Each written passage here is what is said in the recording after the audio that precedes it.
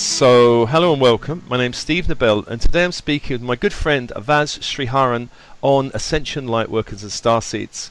Vaz is a former city worker who transformed his life following 15 years of intense depression. Now, Vaz was the founder of the London College of Spirituality, which has helped many thousands in London explore various facets of spiritual growth and empowerment. Vaz is humanitarian and environmentalist and dedicated to preserving what is sacred, and his website is vazsriharan.com. There will be a link going out with this podcast. Hi, Vaz. Hi, Steve. Thanks for having me. Oh, that's all right. Now, bit envious. There you are in bed in sunny Bali, you know, nothing like grey London. So, can you just say, what are you up to these days? What's your journey like? Yeah, right now, out here in Bali, we're exploring the power spots. We love power spots, so we go around the world as much as we can and explore these various places which people may know as chakra points of the planet. For us, it's generally an acceleration point, so we go to accelerate, align, attune, and also meet the land at these various places. And Bali's been calling quite a lot. And right now, it's been about just exploring and taking it step by step. We're not really shown the next step, so we know to come over here. And as soon as we've come here, we're being slowly shown the next steps. And I feel this is to do with a lot of us right now. We're being slowly guided with our eyes half open kind of thing as we go along this path, because there's so much new with this new energy that's coming into the planet. So much is unknown. We're going to this uncharted territory, and for us coming here has been a big part of that. We've left London, our home, and it's been an amazing journey already this past 2 months. Did you feel the calling to leave? Do you think it's the right time? And a lot of light workers are getting this feeling to shift their lives in some way? Yeah, I find it fascinating now, because this is a time where, for myself and so many others, the Lightworker path itself is changing significantly. And I've been sensing this for the past, I think, about just over 2 years, where my path myself, I was so sure of it, I was very certain I had a mission, I had a purpose, and it suddenly changed trajectory. And I wasn't sure which way it was going, but I knew it had changed. And especially this time right now, it kind of culminated in this decision where I find a lot of us are leaving our homes, wherever that home is. A lot of us are moving out of cities. And for me, the city has been an incredible training ground on every possible level, energetic and everything else. But also on other deeper levels, I feel that our paths are changing significantly because of the shift in consciousness. And one of the things that I'm noticing right now for myself is that whatever that I was passionate about or clear about and strong about before has changed dramatically. I feel like a completely new person. This is one of the things that is occurring deep within us, is this deep identity crisis, which is initially what's being felt. And I'm meeting people who've had lifelong careers in light work and many other areas, such as myself. And suddenly it's just a feeling that this way of me expressing and doing my work and where I'm doing my work is not working anymore. Something else is calling. And it's beautiful, because there's like a soul revolution going on the side during this time. Well, Vaz, how would you define Lightworkers and Starseeds? So yeah, this is what I love about the word Lightworker for me. When I first embarked on this path and I was exploring to find other like-minded people who were like me, originally, see, for me, the word Lightworker has changed over time, and everyone has a different view of what the Lightworker means. And originally it was a soul who has come here with a mission and a purpose to participate in this ascension, in this shift, and has come here to shift consciousness and bring a message through themselves, through their being, through their work, through their expression. And in many ways, I don't feel that's changed. It's just how that's been portrayed and understood that's changed. It's our perception of it that's changed. And so when I first came across it, it was amazing. It resonated so deep within me, not just because of what it meant, because also because I connected with so many other souls on an energetic level. And I could feel my soul family out there in the world. It's like we've been randomly dropped around the planet strategically by the universe to radiate and ripple out this new consciousness, which for the most part we don't really understand where it comes from, what it's doing, how to embody it. Yet it's just happening naturally. It's this natural process within us that is changing everything vibrationally around us and creating change within our family, our environments, everything we touch. and meet. And usually we encounter the world with a lot of kind of resistance to that older energy, and there's something new that we know there's a better way of doing things, there's a more unified, loving way of doing things. And I feel these souls who've come as light workers and starseeds, which we'll talk about in a moment, I feel these souls have come from different dimensions, have done this work before, have reached different states of dimensional awareness, and have been called back here to assist in this planetary evolution and this ascension of the species from one paradigm to another. And starseeds are generally those who feel very connected on a galactic level to other systems. And many people feel this. I've felt this my whole life. I don't quite belong here. I don't quite fit in here. And on an even deeper level, I know that I'm from somewhere else. So when I was young, and even to this day, I have various dreams and visions of being in other worlds, other realms. And originally I thought it was just me kind of making that up, but over time it's actually been more real, some of those dreams, than real life. And once we start to realize that so many others are feeling the same way, we know that there's something very collective going on. There's a wave of souls that are not quite from here.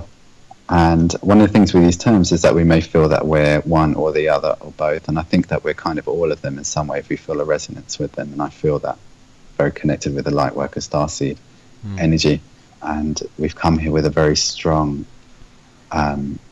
remember, it's amazing because when you come to planet Earth, there's that veil of forgetfulness, and yet the Starseed and the Lightworker has this code within them, this blueprint which activates and awakens beyond. It's more powerful than that veil. And with that code, when it awakens, it's unstoppable, and it starts to stir. It starts with that curiosity and that questioning, what's going on here? This doesn't seem right. There's something more to life. And we go into that deep questioning, inquiry, and it may lead to trauma, it may lead to depression, us like conflicting with the reality outside of us, until eventually we realize there is actually more to reality. There's actually something far more going on here, and that remembering is birthing through each one of us around the planet. Yeah. Do you think that the role of a starseed lightworker is actually changing over the years? I think I read somewhere that you thought that way. Yeah, so this is something that I feel is happening right now due to the tipping point being reached. Now, I know that many people have various ideas on this, and this is something that I just feel myself. So, as with all things, when it comes to these concepts, these terms, and how we relate to them, it's all about how we personally resonate with them, and that can change itself because we're exploring new territory. But with this, with the Ascension, there are so many souls who have awakened to the light, to their light, who are emitting that frequency now that we've gone beyond that tipping point, and it is now like that snowball effect. It's happening, even if we stepped aside or retired in a way, it's going to happen anyway because the frequency has been met. And we can see it externally. As much as that chaos seems to be happening, that's a necessary shadow side which is emerging. There is so much change occurring in every possible area of society, which is looking at the things that need to be looked at. And so simultaneously, and this is what's so fascinating, the role, the desires, the passions of the Lightworkers have changed, and we're moving from that savior energy, which originally in a way was necessary because it really pushed us all to stand up and make a difference and save the planet, in inverted commas. And now it's shifting to where we're starting to ask, what is it that we're really here for? Am I taking the whole world on my shoulders? Do I really need to heal and save the world? And those questions are really important because they're the signal of the new path that is emerging for Lightworkers and Starseeds. Yeah. And this is where we're learning now to integrate joy into the work, because the work has been missing joy throughout the history of humanity anyway. And we've kind of adopted that as we've gone into light work. I mean, maybe it'll turn into light play, who knows what it's going to turn into, but it's going to be about really integrating, embodying joy, which is a foundation, creative force of the universe. Yeah, I do recognise that save the world thing. I think I had it for. I came to Alternatives in '94. I stayed there for, I don't know, quite about 18 years, and I left in winter solstice 2012. Actually, the shift point. and I just felt everything had shifted and I was being called away. But before then, I felt I have to stay here. We're a lighthouse. We're changing the world. We're holding a light, and people need that light. And I guess for you, the college that you founded, it was perhaps a similar sort of impulse. Yeah, absolutely. I mean, my whole path and mission purpose has been about underlying it to save the world in every possible way. And in a way, it's come with the sacrificial energy as well. I'll sacrifice my own life or my own relationships, my own environment for that. Although at the time I didn't know that. And it was driven by that energy. Like, regardless of what's going on, I'm going to stay as a warrior and I'm going to persevere no matter what and hold this energy because it's so needed. And as with everything, this is the way I find so amazing about the way the universe works, that even that, as we come to awareness of it, in hindsight, it's not that we did anything wrong, it's that it was actually needed in that way to take it to that tipping point, bizarrely. Yeah. Because it's all kind of that grand, incredible design. And now we're really looking back, really looking at what we're doing and asking ourselves, what is it that these questions are starting to emerge? And this is part of that true spiritual seeking. When the questions emerge, they lead to a whole new path. And the questions are asking, what are you here for? What really brings you fulfillment and joy? What about you? How are you serving yourself?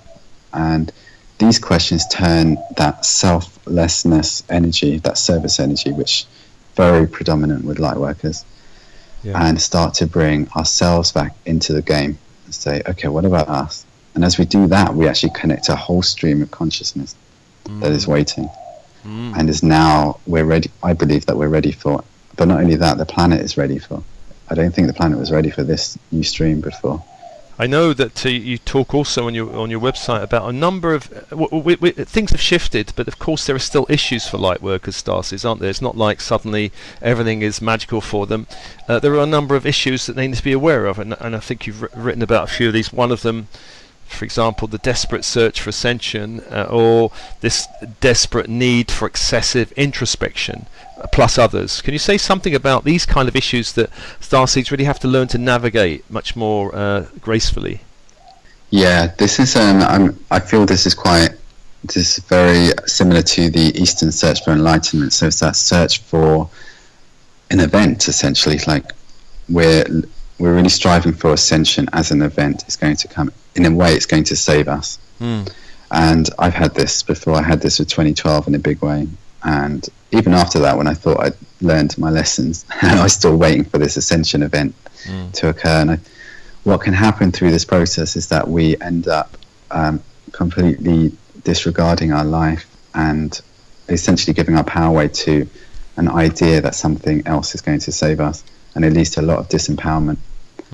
And we end up not truly living. And I think it's a really common theme for Lightworkers and Starseeds, because we essentially there's also a deeper feeling where we don't actually want to be here.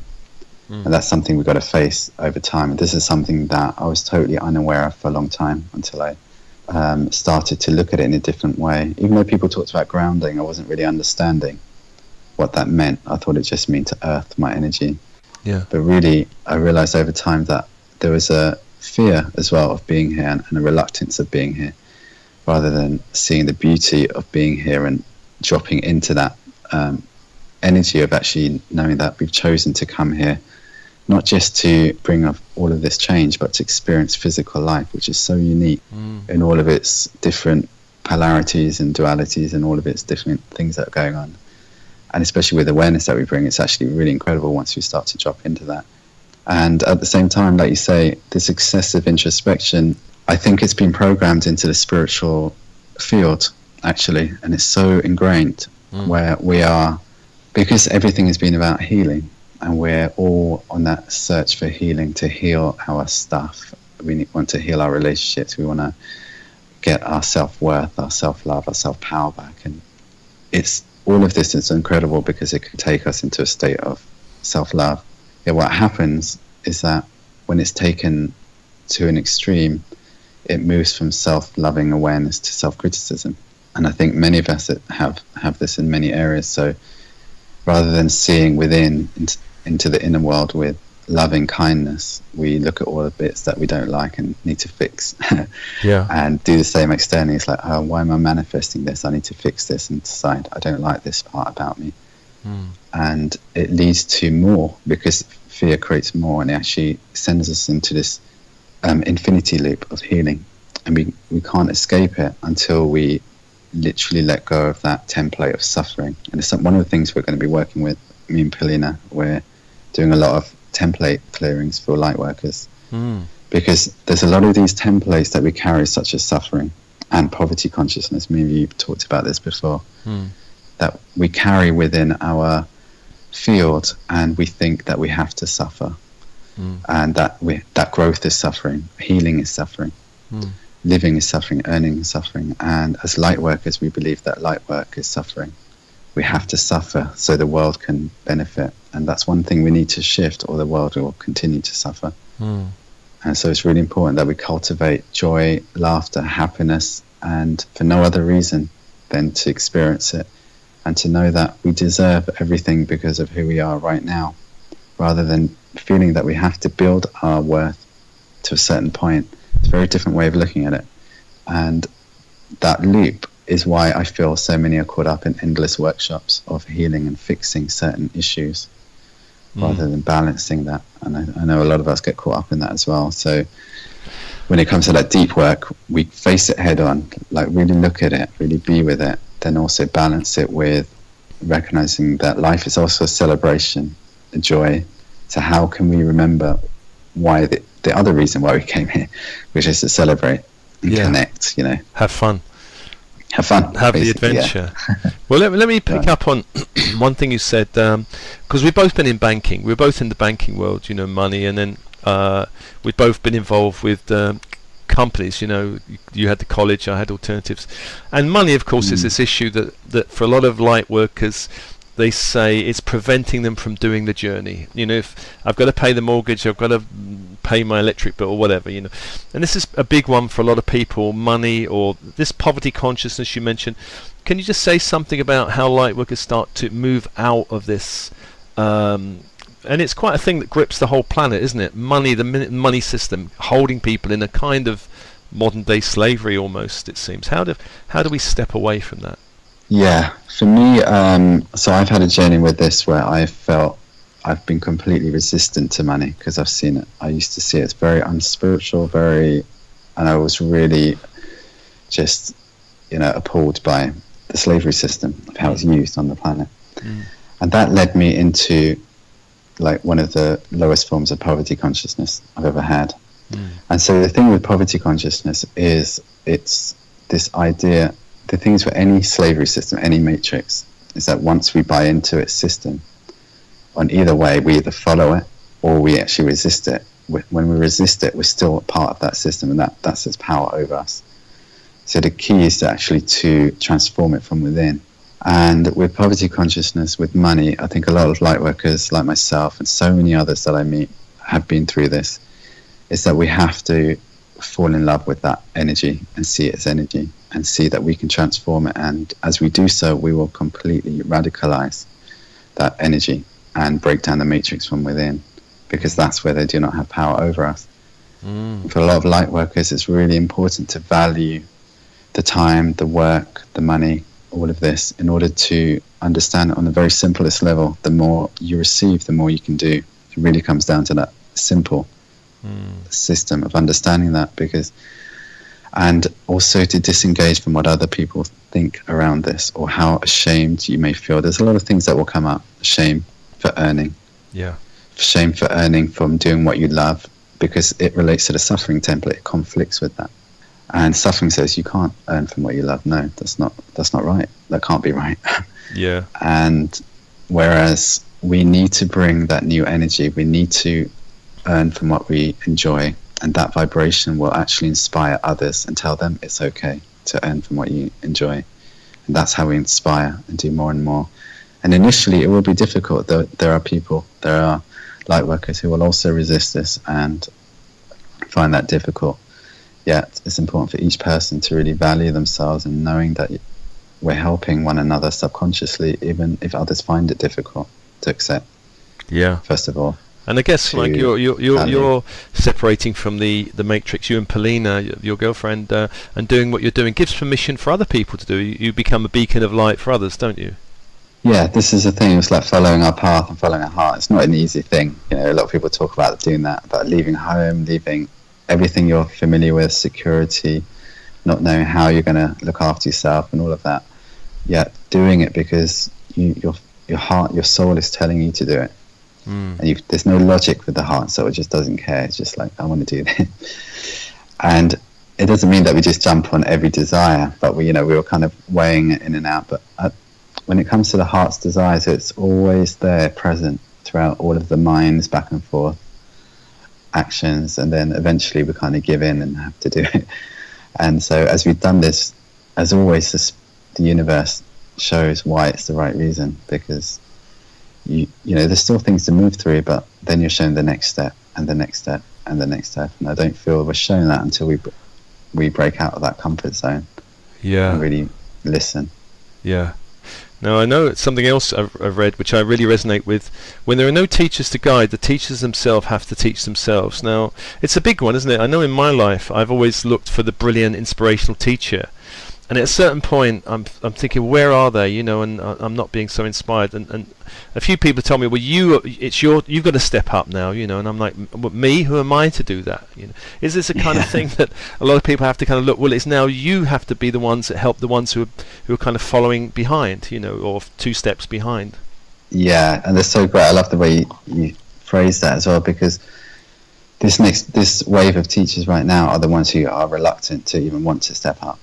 And that's what's so great, because there's an energy with that, and I feel it's related to power, because there's a power that's being brought to the planet that's so different, it's so precious, and the ones who've been harboring and holding it are also like don't really want to be in power, and that's the greatest form of power, because there won't be a need to dominate or oppress others. And yet, same as me, I've been looking for a teacher, a mentor, a guide for years, decades, and not finding that. And finally realizing that everything I'm doing is pioneering something, and just by sharing that with others, what I'm pioneering, whether it's a success or a failure, I'm also helping others expand their perception of reality. And in hindsight, it's not really a success or failure anyway. It's like the trailblazer analogy. We're blazing through the trails and opening the doorways so all the others can know what's possible through that experience. Yeah. And as we're doing that, for me, that's teaching. It's relaying your experiences to others so they can then resonate with it and integrate it and see what resonates with them. And it's a very empowering way of teaching that we're doing now, because we're recognizing that everyone has access to their own congruent energy. And when they check within themselves, as everyone does, check within what feels right for me. Can I be challenged here or not? And if not, then okay, I'll go this way. And so we have our own pathways we're creating and assisting many others in this way. And what I find amazing is that as we're all doing this, we suddenly find out that we've become the teachers. Yeah. And it's almost like we've stepped into it without realizing and stumbled into it. We have. And it's carrying great heart energy, and this is what I love about the new teachers. There's a heart-centered energy that Lightworkers are bringing that is so important to bring to the planet. Yeah, this is what I've always loved about you, Vaz. You've got this great heart and this great kind of purity, and that's how I think you've kind of dodged the Agent Smiths in the Matrix. You and Trinity, who's I know Vaz is at the moment laying in bed in Bali with his girlfriend Polina. And I've just said hello to them before. I said we're doing an interview in bed with Vaz and Polina, but and in a way you're kind of like Neo and Trinity, aren't you? Or we become the Morpheuses, Neos and Trinities, haven't we? Yeah, that's it. It's like. And all of this there's been such a reluctance for me to step into that as well. And it's been a long process. And I feel this with so many of us, it's because we carry a lot of themes together collectively. We have these fears of being seen, of wanting to be out there. And like you say, those Agent Smiths of that representation of that matrix can't find us. Yeah. The universe is brilliant how it's worked it out. Yeah. But we're stepping up now. And that's the key thing. Yeah. There's a lot of people probably at a crossroads now, like they're still one foot in the matrix and there's one foot wanting to step out. What advice would you give that group of people? Yeah, great question. So for those of you listening, for those of you in that in-between world, I would say that for all of us, in a way, we're all in between worlds, whatever those worlds are, as we're moving into this new realm of understanding. Yeah, as you're breaking out of that particular 3D matrix, which it is difficult. It's difficult when you're in it and you're trying to break out, because that programming of the 3D matrix will conflict with your inner emerging soul life force, which is whispering to you that there is another way to do this. There's something more fulfilling for you. And as those words carry far more power than anything else, yet the programming will, of course, usually initially speak about money, security, all of that very scarcity fears which the matrix works with to keep you in line.